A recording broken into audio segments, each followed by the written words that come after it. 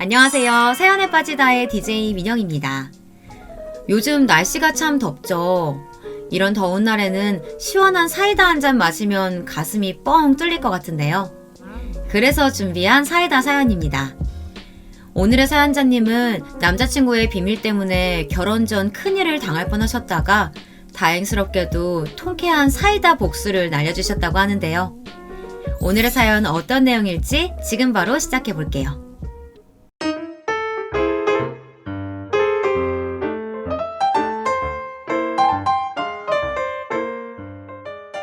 안녕하세요. 저는 29 나이에 결혼을 앞두었던 여성입니다.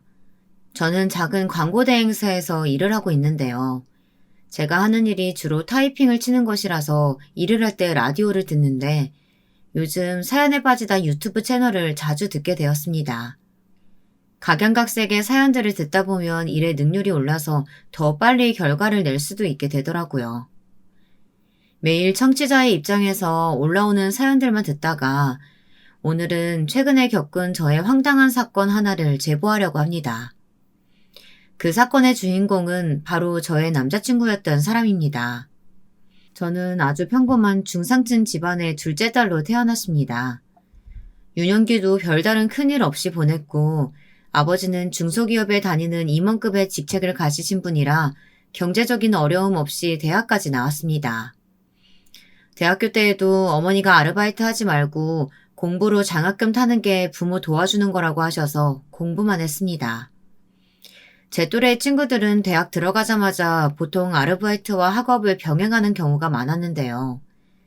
저는 매 학기마다 성적 장학금을 받으며 학교를 다녔습니다. 미정이 넌 좋겠다. 부모님이 아르바이트 하라고 쪼지도 않고. 나는 대학 가자마자 바로 엄마가 용돈 끊더라. 이래서 벌어서 먹고 살라고. 그래, 네 말대로 좋기는 한데 나도 성적 장학금 안 탔으면 엄마가 아마 돈 벌라고 했을 거야. 얘, 모르는 소리 하지 마. 알바를 밤 10시까지 하면서 공부할 시간이 나는 줄 아니? 근데 또 안 하면 당장 먹고 살 길이 없으니까 해야 되는 거야. 우리과 애들 거의 다 그렇게 살아. 그런데 넌 학교도 집에서 다니지. 부모님께 용돈도 받지. 와, 너는 복 받은 줄 알아야 돼. 아니, 나도 자취나 기숙사 생활 아르바이트가 로망이라니까. 너희들처럼 남들과 어울려서 같이 젊어서 사서 고생하고 싶다고. 내 마음도 좀 알아주면 안 되겠니? 네가 뭘 몰라서 이렇게 복에 겨운 소리를 한다. 나도 우리 엄마 밥 먹으면서 집에서 편히 학교 다니고 싶다 얘. 나는 지방에서 올라와서 자취한다고 월세까지 나가는데 한 달 생활비 얼마나 빡세게 벌어야 되는지 알아? 친구들은 부모님 밑에서 사는 제 팔자가 좋다면서 속도 모르고 이런 말들을 했습니다. 하지만 저도 대학 때 알바에 대한 로망도 있었고 성적 장학금을 타려고 공부만 하다 보니 동아리도 못 들고 아르바이트는 꿈도 못 꿨습니다. 그러다 보니 굉장히 재미없고 낭만 없는 대학 생활을 한 것 같습니다. 게다가 강의실과 도서관만 열심히 오고 간 덕분에 남들은 다 한 번씩들 해본다는 연애도 저는 한 번의 기회조차 없었습니다. 저는 그렇게 대학을 졸업하고 취업 준비생이 되었습니다. 그래도 대학교를 다니는 내내 성적 장학금을 한 학기도 놓치지 않았고 높은 학점을 유지하고 있어서 저는 처음엔 자신있게 대기업만 골라서 입사 지원을 했습니다. 그렇지만 역시 대기업의 문턱은 높더라고요. 저는 광고 홍보과를 나왔는데 맨 처음에 냈던 삼성, 롯데 같은 곳에는 1차 서류 전형에서 탈락을 하고 말았습니다. 인생 처음으로 좌절을 맛본 저는 점점 회사의 급을 낮추었고 덩달아 제 자존감도 낮아져만 갔습니다. 엄마, 내가 너무 욕심을 부린 걸까? 대학이 별로라서 서류에서 떨어진 걸까? 완전히 명문대는 아니니까. 너무 자존심 상해. 괜찮아. 너무 급하게 생각하지 말고 천천히 준비해. 그래도 네 남은 인생을 좌우할 회사인데 좋은 곳으로 알아봐야지. 이것저것 다 안 되면 공무원 준비라도 해보든가. 어머님은 은근히 제가 공무원이 되기를 바라셨던 것 같습니다. 부모님 입장에서는 든든한 철통밥에 시간 지나면 저절로 월급도 직급도 오르는 꿈의 직장이었겠죠. 그러나 공시생이라는 게 언제 끝날지 모르는 공부만 하는 지옥인 것을 알고 있는 저로서는 선뜻 공시를 보겠다는 대답은 할 수 없었습니다. 언젠가는 합격하겠지 하는 희망 고문에 묶여서 앞으로 몇 년이 걸릴지 모르는 공시생의 생활은 도저히 엄두를 내지 못하겠더라고요. 아니야, 조금만 더 힘내서 시도해볼게. 공무원 시험도 한 번에 떡하니 붙는 것도 아니고, 만약 공무원 됐다고 해도 막상 적성에 안 맞으면 후회할 것 같아. 그래. 하지만 너는 공부 잘하니까 얼마 안 걸릴 거야. 막말로 내년에 붙으면 바로 취직하는 거 아니겠어? 그러니까 한번 생각해봐. 네가 공무원 시험 본다고 하면 집에서 학원이랑 뒷바라지는 더 해줄 테니까. 어머니는 끝까지 제게 공무원 준비를 권하셨습니다. 저는 그러기 전에 어디라도 취직을 해야겠다고 생각했습니다. 그리고 힘들어도 어머니에게 불평은 하지 말아야겠다고 생각했습니다. 되도록 집에서 나와서 대학 도서관이나 동네 도서관에 가서 이력서를 쓰고 자기소개서 작문 연습을 하면서 저는 부모님의 눈에 띄지 않는 나날들을 보냈습니다. 어머니는 집에서 제가 얼굴만 보이면 이제 아예 공무원 준비를 하라고 강요 비슷하게 말씀하시곤 했기 때문이에요.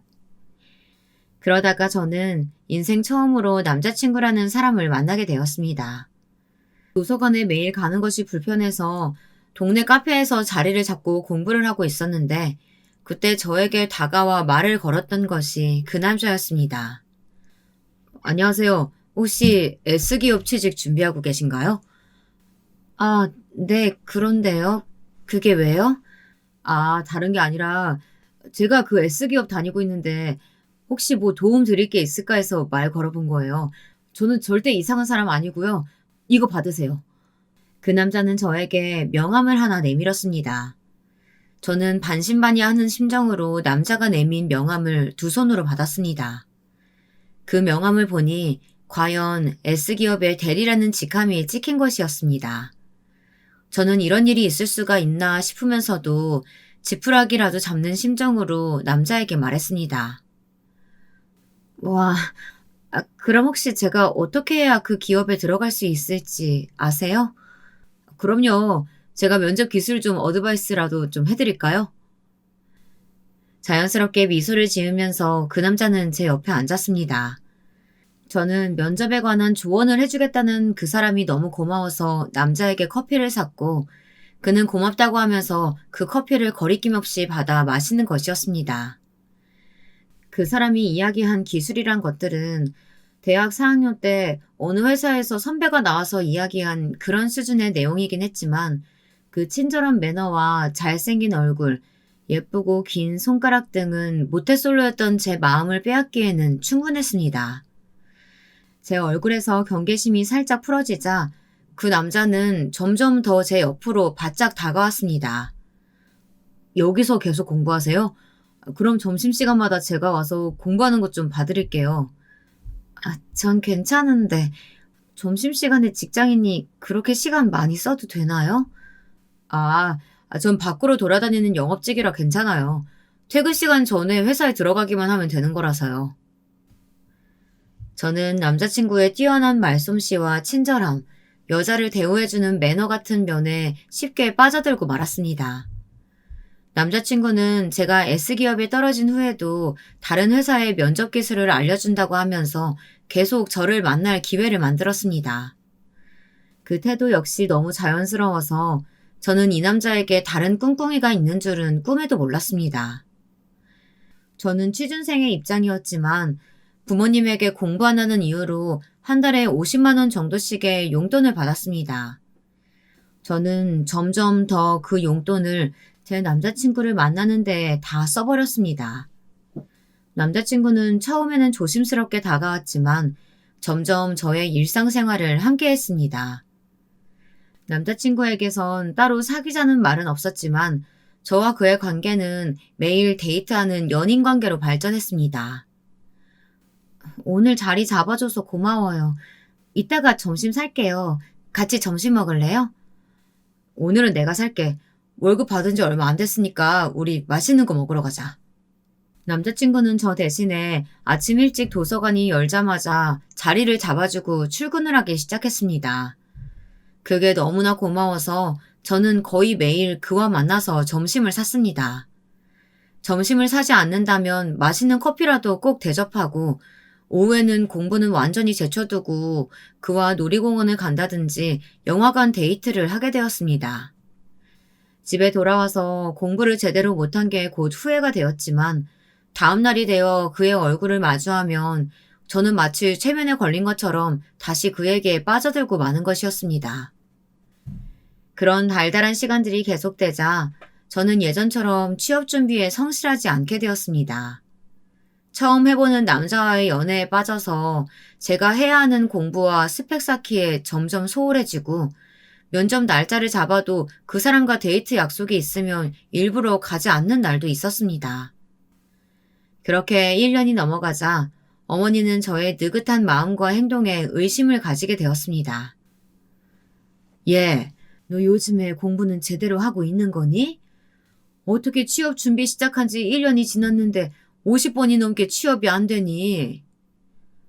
엄마, 요즘 서류고 면접이고 50번 떨어지는 건 별거 아니에요. 제 친구들 중엔 몇 년을 아무 데도 취직 못하는 애들도 많단 말이에요. 저도 노력하고 있으니까 너무 그렇게 압박하지 마세요. 저도 스트레스 받아요. 아니, 스트레스 받는다는 애가 오늘은 그렇게 화장하고 짧은 치마 입고 어딜 간다는 거야? 도서관에 공부하러 가는 차림이 아니잖니, 이건. 저 오늘 저녁 먹고 늦게 들어와요.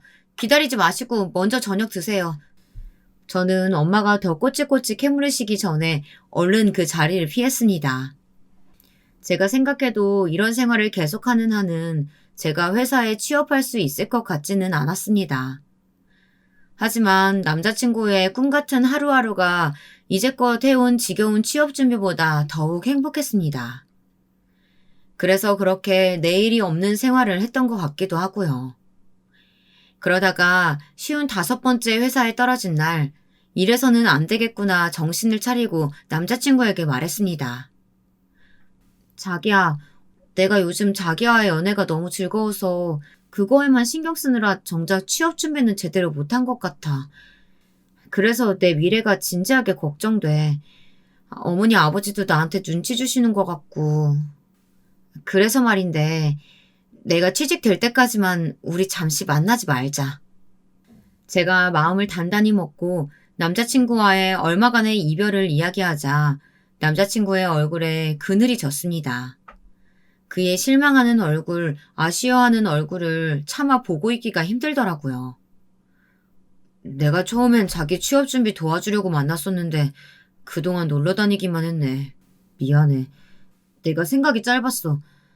앞으로는 내가 예전처럼 다시 도서관 자리도 맡아주고 면접 연습 코치도 해줄게. 자기랑 하루라도 못 보면 나 너무 서운할 것 같은데. 앞으로는 놀러 다니는 건 안 할 테니까 매일 얼굴은 보자. 응? 남자친구의 애처로운 말투에 저는 또 마음이 약해지는 것이었습니다.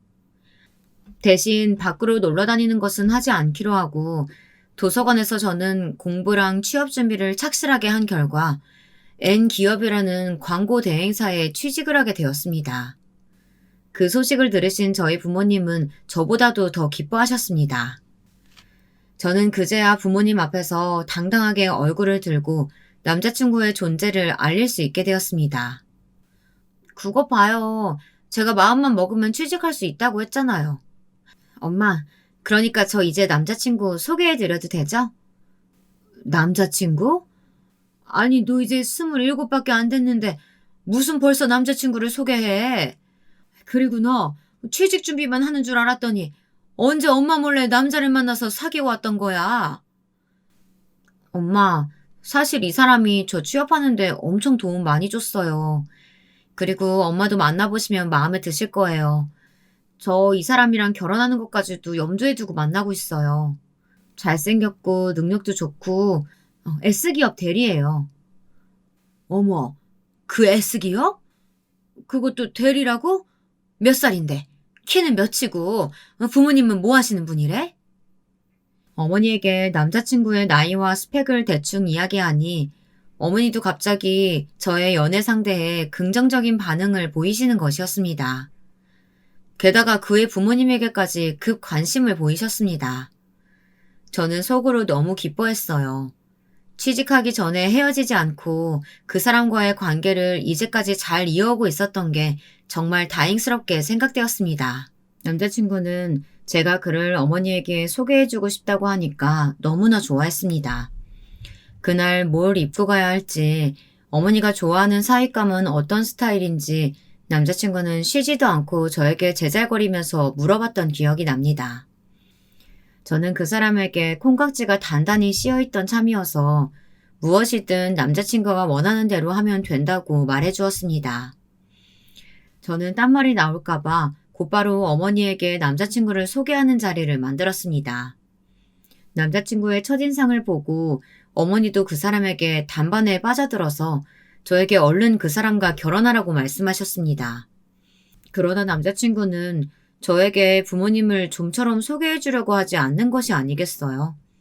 저는 남자친구의 입에서 어머니와 밥 한 끼 하자는 말이 나오길 기다리다 지쳐 어느 날 조심스럽게 물어봤습니다.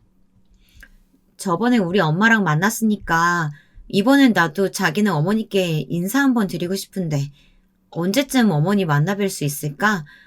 우리 서로 상견례 하고 나면 결혼할 수도 있잖아. 난 자기랑 결혼하고 싶은데 자기도 나랑 결혼하는데 이의 없지? 그게 말이야. 나는 아직 자기 나이가 결혼하기에는 어린 것 같아서 좀 더 연애하다가 결혼하고 싶은데 안 될까? 나도 이제 겨우 30 넘었고 자기도 27이면 돈 좀 더 모아두고 결혼해도 될 것 같은데. 남자친구의 난처한 대답에 저는 놀라서 눈이 동그랗게 떠지고 갑자기 이 사람에 대해서 서운한 마음이 몰아쳤습니다.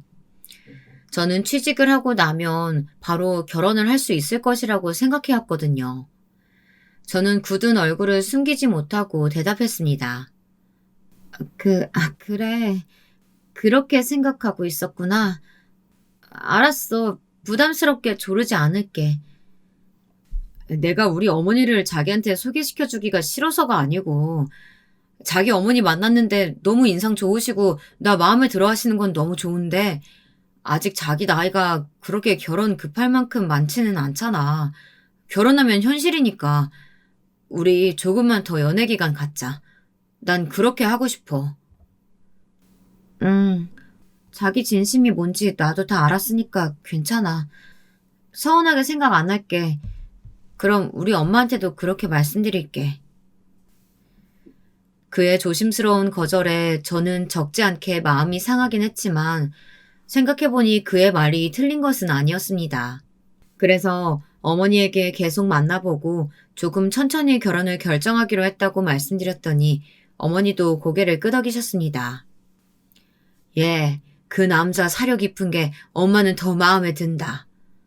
하긴 네 나이가 아직 30도 안 됐으니까 그 사람 말이 맞기는 하지. 그럼 회사 생활 열심히 하면서 계속 만나봐. 네가 손해볼 일은 없으니까. 대신에 뭔가 좀 조심해. 알았지? 엄마는 혹시나 네가 결혼 전에 애라도 가지면 안 되니까 그것 때문에 서두른 거야. 절대 그런 일은 안 일어나게 조심해. 사람 일이 어떻게 될지는 아무도 모르는 거니까. 엄마, 저도 어린애는 아니에요. 알겠어요. 저도 조심할게요. 그렇게 1년이라는 시간이 더 흘렀습니다. 28 겨울, 크리스마스 무렵에 드디어 남자친구가 제가 그렇게도 기다리던 프로포즈를 하게 되었습니다. 자기야, 나랑 결혼해줘. 내년이면 나도 33이고 이젠 당신이랑 결혼해도 되겠다는 확신이 들었어. 정말? 나한테도 이런 날이 오네. 이날만을 기다렸어. 자기야, 너무 고마워. 그 사람이 레스토랑에서 밥을 먹다가 진지하게 무릎을 꿇고 저에게 반지를 내밀면서 결혼하자고 말해준 덕분에 저는 조금 부끄러웠지만 기분이 너무 좋아서 하늘을 붕붕 떠오르는 느낌이더라고요. 그 이후로는 일사천리로 남자친구 어머님께 인사도 드리고 결혼 후 살집도 보러 다니면서 그 사람과 행복한 시간을 보냈습니다. 그런데 저의 예비 신랑에겐 너무나도 경악스러운 비밀이 도사리고 있다는 것을 그때는 미처 알지 못했습니다. 저는 예비 신랑과 함께 서울 외곽에 있는 신도시에 새로 지은 아파트를 분양받기 위해서 열심히 주말에 모델하우스를 다니면서 발품을 팔았습니다. 처음부터 집을 사서 신혼생활을 한다고 하니까 친정어머니는 조금 무리하는 것 아니냐고 걱정을 하셨습니다. 하지만 지금이 바로 집을 사야 할 시기라고 남자친구는 고집스럽게 밀어붙이더군요. 그래서 저와 남자친구는 연애 기간에 한 달씩 번갈아 가면서 적금을 부어 청약통장 하나를 만들었고 그것을 일단 남자친구 명의로 해놓았습니다. 그 통장으로 서울 외곽에 있는 신도시 중에서 남자친구 회사에서 가장 가까운 하남 지역의 주공아파트로 청약을 넣었습니다. 그렇게 하나씩 결혼 준비를 해나가고 있는 와중에 어느 날 예비 시어머니가 저에게 전화를 걸어오셨습니다. 그래, 나 시어머니인데 너 결혼할 때 예단은 얼마쯤 가져올 거니? 너희 시아버지 쪽으로 고모들이 많으셔서 거기에 작은 선물이라도 하나씩 해야 되는데 예단비가 한 1,000만 원은 필요할 것 같구나. 네? 저는 처음부터 예단비 이야기는 없으셔서 따로 빼놓은 건 없는데요. 어떡하죠? 저희가 아파트 청약 당첨되면 중도금 갚아야 해서 그이랑 둘이 예단 없는 걸로 하고 그 돈은 집값 넣는데 보태자고 했었는데요. 제가 곤란한 듯이 그 말을 하자 시어머니가 당장이라도 달려오실 듯이 화를 내시는 게 아니겠어요? 무슨 말을 그렇게 하니? 아니, 시어머니 될 나랑 의논도 없이 너희 둘이서만 돈을 멋대로 쓰기로 한 게 말이 되니? 집값이야 나중에 너희 둘이 맞벌이해서 갚으면 되지. 그게 얼마나 걸린다고? 한 번뿐인 결혼식에 예단비를 쏙 빼고 난리야. 난 허락 못하니까 당장 예단비로 1,000만 원 입금해. 시어머니는 그 말만 남기고 전화를 뚝 끊어버리셨습니다. 저는 어이가 없어서 멍하게 굳어있다가 화가 나서 핸드폰을 침대에 던지고 말았습니다. 아니, 그렇게 큰 돈을 친척분들 선물값으로 가져가시겠다는 것이 저는 이해가 되지 않았습니다. 결혼 생활 동안 남편의 친척들을 볼 일이 얼마나 있겠습니까? 어머니 체면 세워주자고 도저히 그렇게 큰 돈을 내놓기는 좀 아까운 생각이 들었습니다. 그래서 저는 그날 저녁 친정어머니에게 조심스럽게 예단비에 대한 이야기를 꺼내놓았습니다. 엄마, 사실 아까 낮에 어머니가 친척들 선물 돌려야 한다면서 예단비로 1,000만 원을 요구하셨어. 근데 정말 그 돈이 꼭 필요할까? 꼭 그 돈 다 드려야 이 결혼 할 수 있는 걸까요?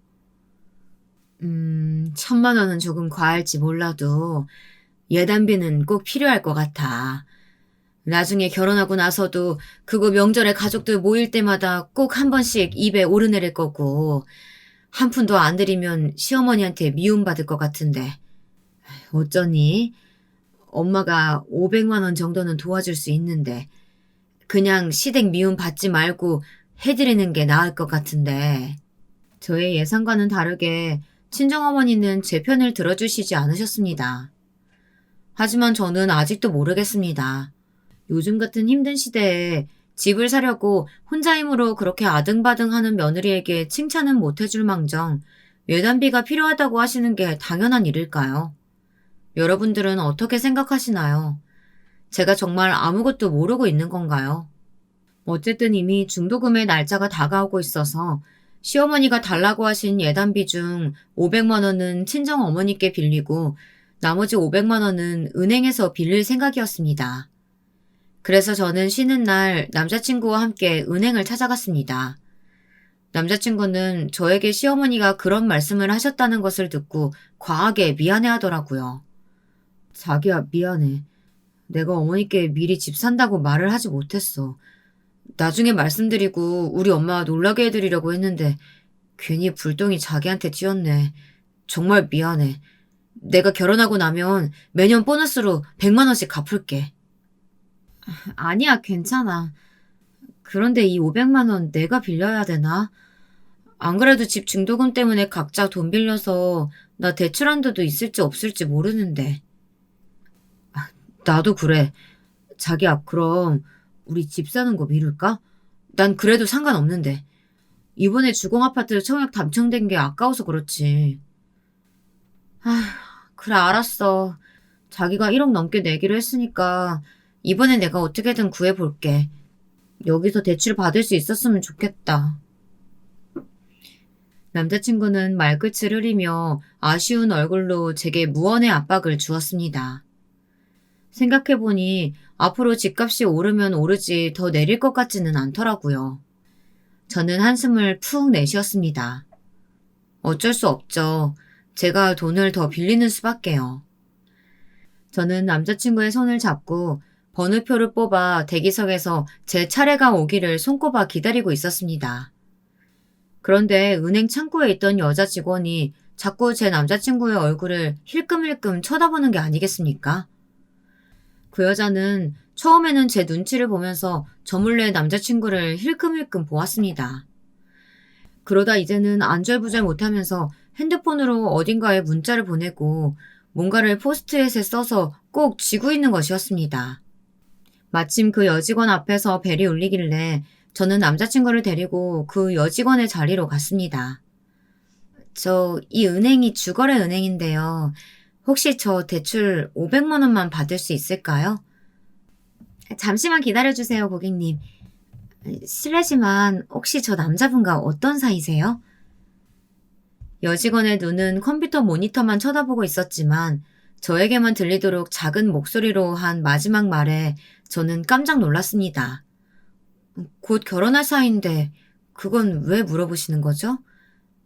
다름이 아니고 제가 저 남자를 아는 것 같아서요.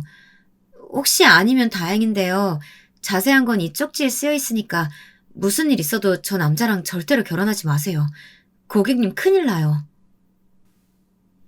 그 여직원은 제 남자친구 몰래 저에게 노란 포스트잇을 주었습니다. 저 역시 남자친구가 저를 안 보는 틈을 타서 그 쪽지를 구겨 주머니에 넣었습니다. 남자친구는 자기가 대출을 받지 않아도 된다고 하니까 안심했는지 창구를 떠나 대기석에 앉아서 핸드폰만 들여다보고 있었습니다. 불길한 예감이 들었지만 저는 최대한 얼굴에서 불안감을 지우고 작은 소리로 그 여직원에게 물어봤습니다. 그런데요, 왜 저한테 이런 이야기를 해주시는 건데요? 저 남자요. 그쪽한테 혹시 S기업 다닌다고 하지 않았나요? 네. 그런데 그쪽이 그걸 어떻게 아시죠? 저 사람 몇 년 전에 제 친구한테도 그랬거든요. 제가 명함 한 장 드릴 테니까 자세한 거 더 알고 싶으시면 문자 주세요. 저 남자 몰래요. 저는 어두운 얼굴로 고개를 끄덕였습니다. 그리고 쓰다만 대출 신청서를 그 여직원에게 버려달라고 한 다음 남자친구가 있는 곳으로 돌아왔습니다. 열심히 폰을 들여다보던 그 남자는 고개도 안 들고 제게 물었습니다. 자기 왔어? 대출 가능하대? 안 된다네. 한도가 다 찼다는데? 내가 다른 방법 알아볼게. 자기는 걱정하지 말고 집에 가. 나는 만날 사람 있어서 오늘은 여기서 헤어지자. 아쉽다. 오늘은 반차도 쓸 수 있어서 자기랑 교회 나가서 데이트하고 싶었는데. 할 수 없지. 그럼 다음에 봐. 저는 남자친구가 택시를 타고 멀어지는 것을 끝까지 지켜본 이후에 가까운 카페에 들어가서 그 여직원이 준 포스트잇을 펼쳐보았습니다.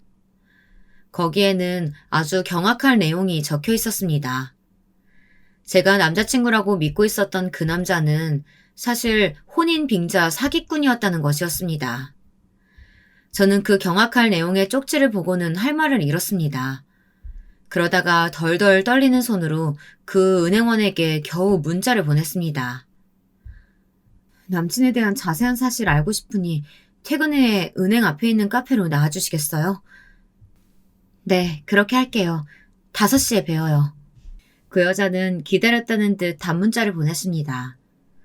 처음엔 누군지도 모르는 은행 직원 말만 듣고 남자친구를 믿지 못하는 게 아닌가 싶어서 이 여직원의 문자를 무시해버리고 돌아갈까 생각도 했지만 그러기엔 그녀가 남자친구의 신변에 대한 사실을 너무 많이 알고 있었습니다.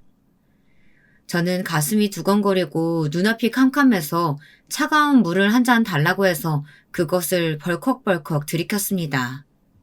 그러고 불타는 속을 달래며 앉아 있었더니 오래지 않아 그 여직원이 제가 있는 테이블로 다가왔습니다. 그 여직원은 주위를 쑥 둘러보더니 제 앞에 앉아 기막힌 말을 꺼내놓는 것이었습니다. 처음 배웠는데 이런 말 하게 되어 유감이에요. 하지만 제 가장 친한 친구가 그 못된 인간한테 몇 년 전에 큰돈을 사기당하고 잠수이별을 당했거든요. 그놈한테 5천만 원을 빌려줬는데 결혼하면 갚겠다고 했대요. 게다가 모델하우스도 보러 다니고 해서 집 사면 같이 대출받자고 꼬신 모양이더라고요. 그리고 제 친구한테 집값의 반도 가로채서 도망갔어요. 그것 때문에 불쌍한 제 친구는 불면증이랑 우울증으로 아직까지 정신과 다니면서 치료받고 있어요. 그런데 아까도 고객님이 제 친구가 당한 것과 너무 비슷한 경우라서 놀랐어요. 그게 정말인가요? 지금 제 남자친구도 그런 식으로 저한테 접근했어요. 저는 여직원의 말을 듣고 뒤통수를 세게 한 대 얻어맞은 것 같았습니다.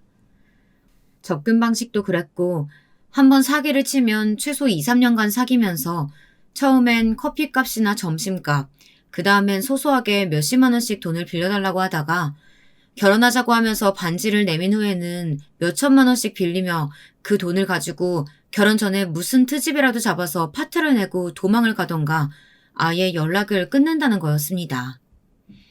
듣고 보니 이 모든 게 최근 2년간 저에게 일어났던 일들이었습니다. 그리고 그 사기꾼의 계획은 이제 거의 마지막 단계로 접어들고 있었다는 것을 어렵지 않게 알 수 있었습니다. 저는 정신이 아득해지려는 것을 가까스로 붙잡고 그녀의 다음 말을 기다렸습니다. 제 친구보다 전에 당한 사람들이 또 몇 명 된대요.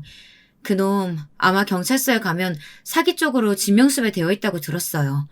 수배 전단에 있는데 1년에 한 번씩 성형을 해서 살짝 얼굴을 바꾼대요. 그런데 이번에는 제 친구한테 사기치던 데랑 똑같이 생겼더라고요. 아마 성형은 안 한 모양이에요. 이것 좀 보세요.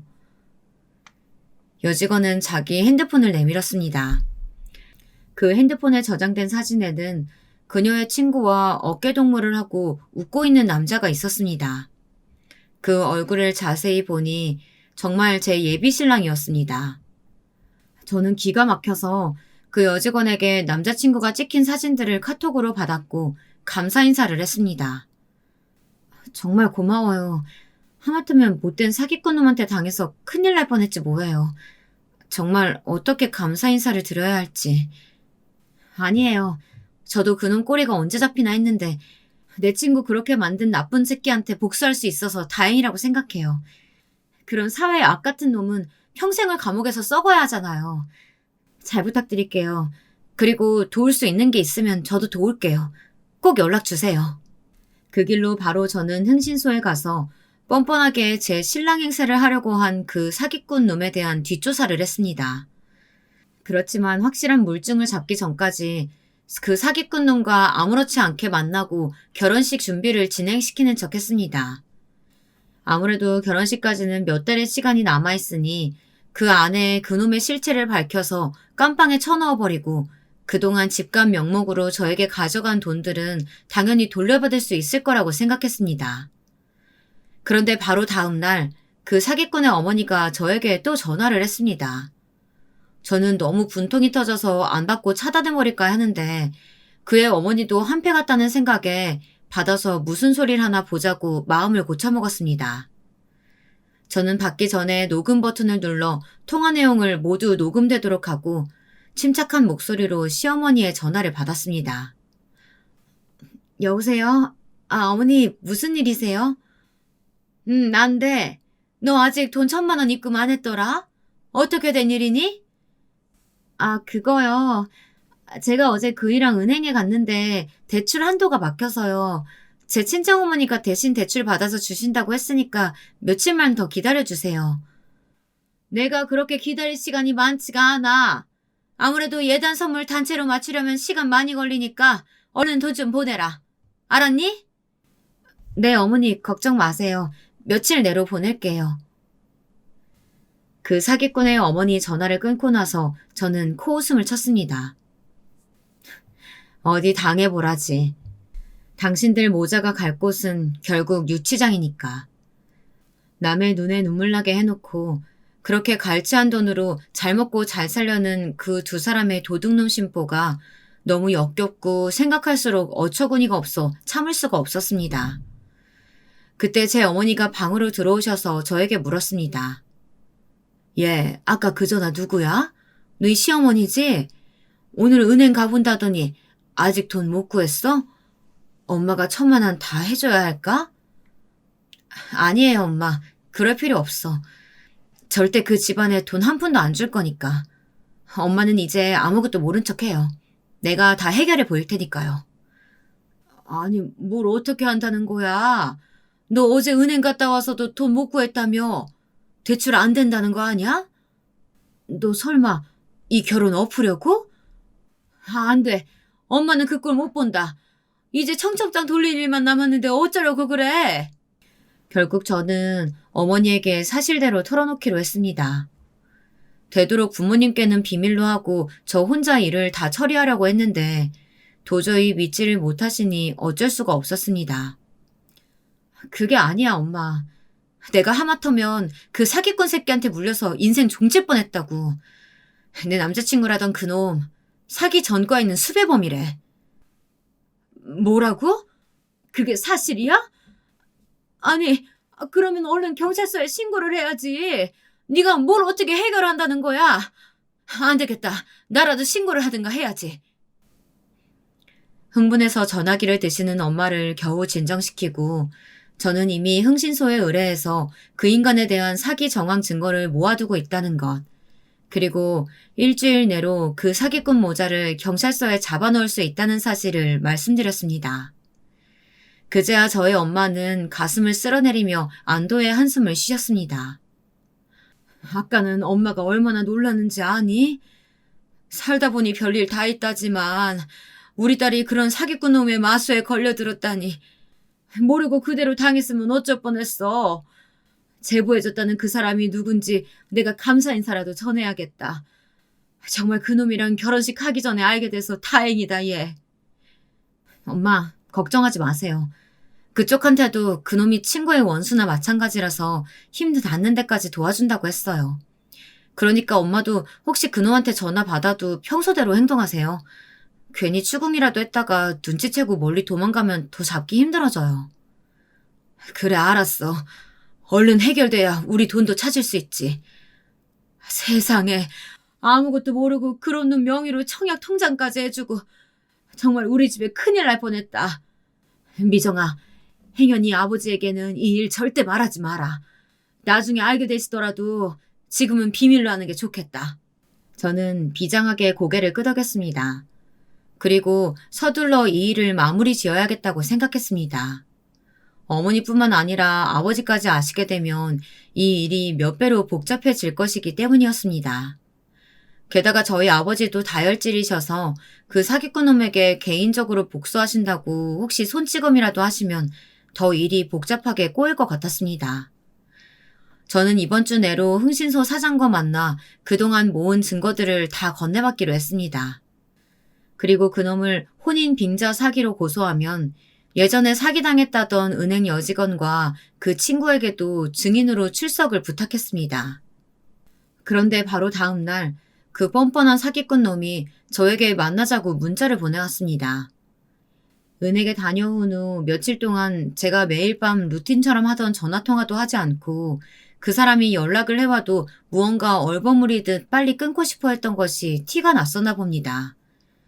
회사가 끝난 후 저는 너무 싫었지만 긴장으로 가슴이 두근거리며 그놈을 만나게 되었습니다. 자기야, 웬일이야? 내가 요즘 회사 일이 바빠서 자기한테 좀 소홀했지. 미안해. 그러게, 난 자기가 나한테 애정이 식은 거 아닌가 걱정돼서 그래서 만나자고 한 거야.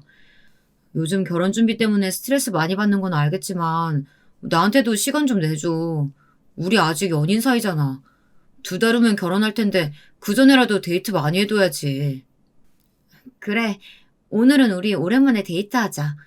벌써 몇 주째 바빠서 우리만의 시간도 못 가졌잖아. 한강이라도 갈까? 한강 말고 우리 집으로 가자. 자기랑 맛있는 거 시켜 먹고 같이 TV나 보고 싶어. 그리고 오늘은 자고 가. 아, 아니 자기네 집에서 자고 가는 것까진 좀. 오늘 엄마가 뭐 하실 말 있다고 일찍 들어오라고 하셨거든. 미안해. 나 이만 집에 가볼게. 제가 허둥지둥 자리에서 일어나려고 하자 남자친구는 갑자기 제 손목을 콱 붙잡았습니다. 그 서늘한 기운에 저는 움찔 놀라 뿌리치지도 못했습니다. 너 그거 거짓말이지? 무슨 꿍꿍이 속이 있어서 나를 따돌리려고 하는 게 분명하거든? 도대체 나한테 숨기는 게 뭐야? 혹시 나 모르게 딴 놈이랑 바람이라도 피우는 거니? 아니야, 바람이라니. 무슨 말도 안 되는 소리야. 나한테는 자기밖에 없는 거 알잖아. 무슨 그런 끔찍한 농담을 해. 나 엄마한테 전화 왔어. 오늘은 일찍 가야겠어. 미안한데 데이트는 다음에 하자.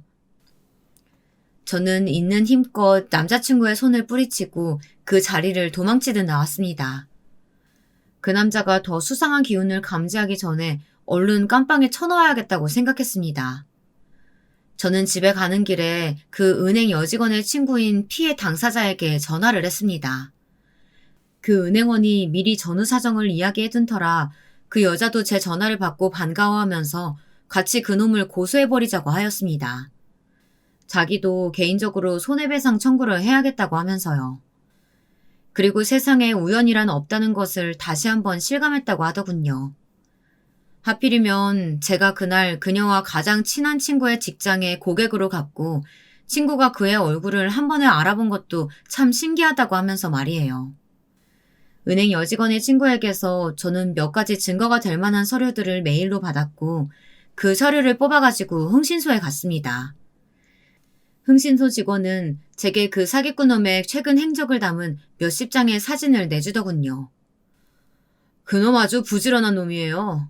고객님 말고 또 다른 여자 물어서 작업치고 있나 보던데요. 고객님한테 더 이상 돈 나올 구석이 없다고 판단했는지 아무튼 요즘 다른 여자하고 가볍게 썸 타고 있어요. 점심시간마다 아주 강남 금융시장에 어느 증권사를 뻔질나게 드나들고 있더군요. 아마 거기가 새 여자의 직장인 것 같습니다. 끝까지 증거 많이 좀 모아주세요. 수고비는 일 끝나고 입금해 드릴게요. 저는 사진들을 들고 집으로 돌아와 그 증거를 모두 다른 봉투에 모아 놓았습니다. 그동안 모인 사진들이 거의 100장이 되어가는 것 같아서 저는 더 기다릴 필요도 없을 것 같았습니다. 의뢰해놓은 나머지 증거들은 변호사에게 들고 가기로 하고 저는 이것들을 가지고 직접 경찰서를 찾아갔습니다. 이미 밤 9시가 다 된 시간이었지만 파출소 말고 조금 큰 관내 경찰서를 찾아가서 형사에게 직접 그 남자의 사진을 보여주었습니다. 이 사람한테 혼인 빙자로 제가 돈을 사기당했어요. 그 사람 주소 아니까 지금 당장 출동해주세요. 제가 내민 사진을 보고 그 경찰관은 놀라서 눈을 비비더니 다시 물었습니다. 신고자분, 이놈 어디서 만나셨어요? 정말 이 이름 쓰고 신고자님에게 접근했단 말이죠? 이놈 이거 사기 전과 5범짜리예요. 그놈이 엄마라고 부르는 사람도 사실 그놈 엄마가 아니에요. 상견례 한다고 데리고 나오는데 진짜 엄마가 아니고 나이 많은 내연녀일 거예요. 그 경찰관의 설명을 듣고 붙어있는 수배 전단지를 보는데 그놈이 쓰고 있는 이름이 여러 개가 되더군요. 저한테 말한 건 김민수라는 가명이었어요.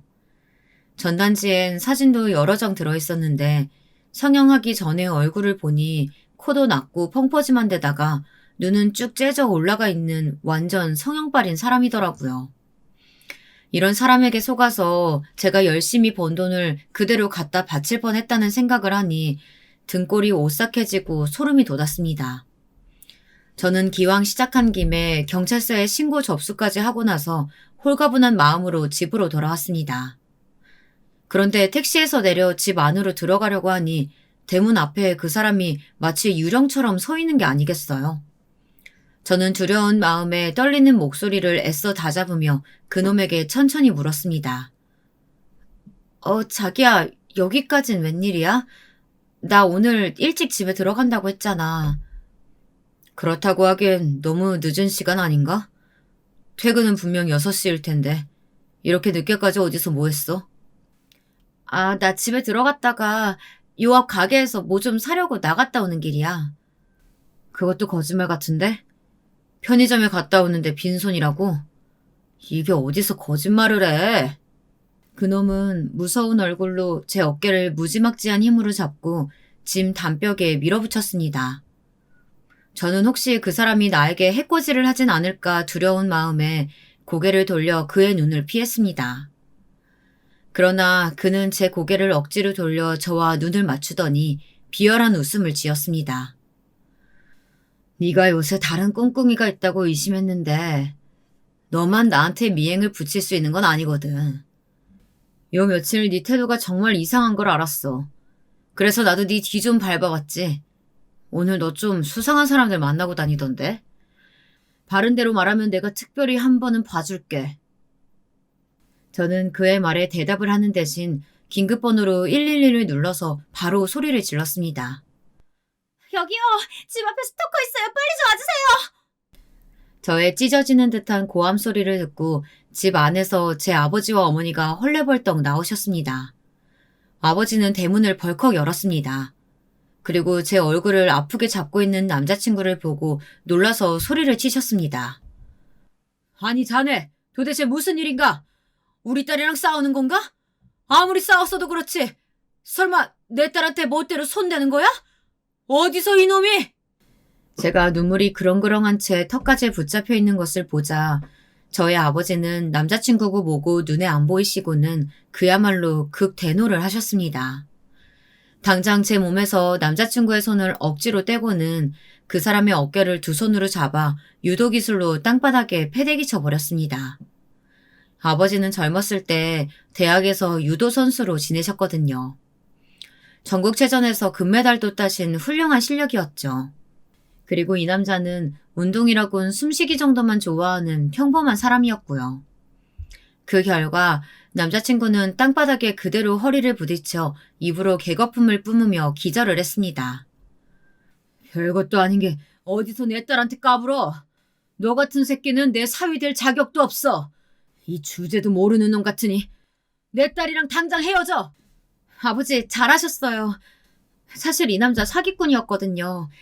제가 경찰서에 신고해놨으니까 곧 잡으러 올 거예요. 저 말고도 이놈한테 여자들이 몇 명이나 당했다고 하더라고요. 아버지가 꼼짝 못하게 잡아줘서 정말 감사해요. 뭐? 그런 일이 있으면 이 아빠한테 먼저 말을 했어야지. 아버지는 자초지종을 다 듣고 나서는 큰일 날 뻔했다면서 사실은 그놈을 처음 봤을 때부터 별로 마음에 안 들었다고 하시더라고요.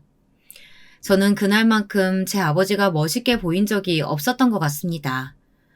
운동을 하셨다 보니 목소리도 크고 몸도 우람하셔서 어렸을 땐 아버지가 좀 무섭게 느껴졌거든요. 그러나 그 남자와 싸운 날에 우리 아버지는 제 안전을 지켜주시는 든든한 울타리 같은 모습을 보여주셨습니다. 땅바닥에 쓰러져 있던 그놈은 곧 도착한 경찰차에 실려 유치장에 갇히는 신세가 되었습니다. 저는 참고인으로 경찰서에 가서 진술을 했는데 진술서를 쓰던 경찰이 그놈에게 자백을 받아내고 나면 저와 그전 피해자들의 사기당한 돈을 돌려주라는 판결까지 문제없이 내릴 수 있다고 하였습니다. 그리고 그놈이 잡힌 지 며칠 안 되어 제가 시어머니로 알고 있던 그 연상의 내연녀까지 검거하게 됐습니다. 어쩐지 제가 처음 인사드리던 날부터 시어머니라고 하기에는 지나치게 젊고 둘이 뭔지 모를 눈짓을 주고받는 게 좀 수상해 보이긴 했었습니다. 그 사기꾼 놈 참 어이가 없죠. 경찰들이 며칠간 취조를 하니까 그 여자에 대한 의리도 없었는지 제 입으로 공범에 대해 술술 불어버렸답니다. 제가 가르쳐준 그놈의 주소에 경찰들이 들이닥치자 그 공범 역시 너무 쉽게 잡혔다고 하더라고요. 그 두 년놈들은 각종 증거가 차고 넘쳐서 이제 법이 심판만 기다리게 되었습니다. 그리고 저는 그들에게 손해배상 청구 소송을 걸어 제가 사기당한 피해 금액을 전부 받아내려고 합니다. 너무 다행인 건 이제 그 사기꾼 놈이 깜빵에 잡혀 들어갔으니 다음 피해자는 없을 거라는 것이겠죠. 이 일을 겪고 나서 오히려 좋아진 게 하나 있다면 그 은행 여직원과 베스트 프렌드를 제 친구로 만들었다는 것이었습니다. 같은 피해를 당했고 그놈을 형사고발하면서 동시에 손해배상까지 재판을 진행하는 동안 저희는 자연스럽게 많은 만남을 가졌습니다. 변호사와 만남을 마치고 나면 셋이서 같이 식사하고 술도 마시면서 서로 그놈의 욕을 지겹게 해댔거든요. 그러다 보니 우리 사이에 묘한 동질감 같은 기류가 생기더라고요. 마치 중고등학교 시절에 알던 친구처럼 말이죠. 여러분, 오늘 제 이야기 어떠신가요? 제가 29, 길지 않은 인생을 살면서 정말 어이가 없고 무서운 피해를 당하다 보니 앞으로 정신 바짝 차리고 살아야겠다는 생각이 들더라고요. 평소에 TV에서 그것이 알고 싶다 같은 범죄 사건 피해자들을 보면서 얼마나 정신을 빼놓고 살았으면 저런 수에 걸려들까 하고 속으로 은근히 얕보기까지 했었거든요. 저는 저런 얄팍한 수엔 절대로 걸려들지 않는다고 쉽게 생각하기도 했고요. 하지만 이번 사건으로 인해서 언제든 저 역시도 사기나 다른 범죄 피해자가 될 수 있다는 생각이 들었습니다.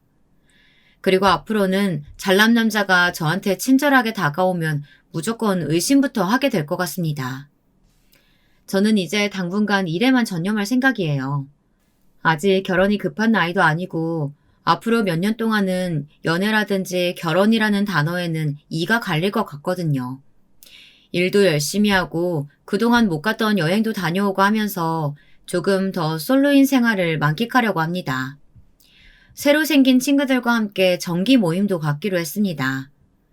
비록 좋지 않은 일로 만나게 된 인연이지만 계속 보니 서로 하나의 공통점이 있어서 그런지 죽이 잘 맞고 함께 보내는 시간이 즐겁게 느껴지더라고요. 저에게 있었던 사건을 거울 삼아 세상에 무조건 친절한 타인은 없다는 교훈을 안고 앞으로의 인생을 잘 살아가려고 합니다.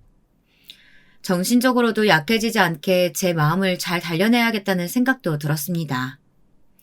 여러분, 제 이야기는 여기서 끝을 맺겠습니다.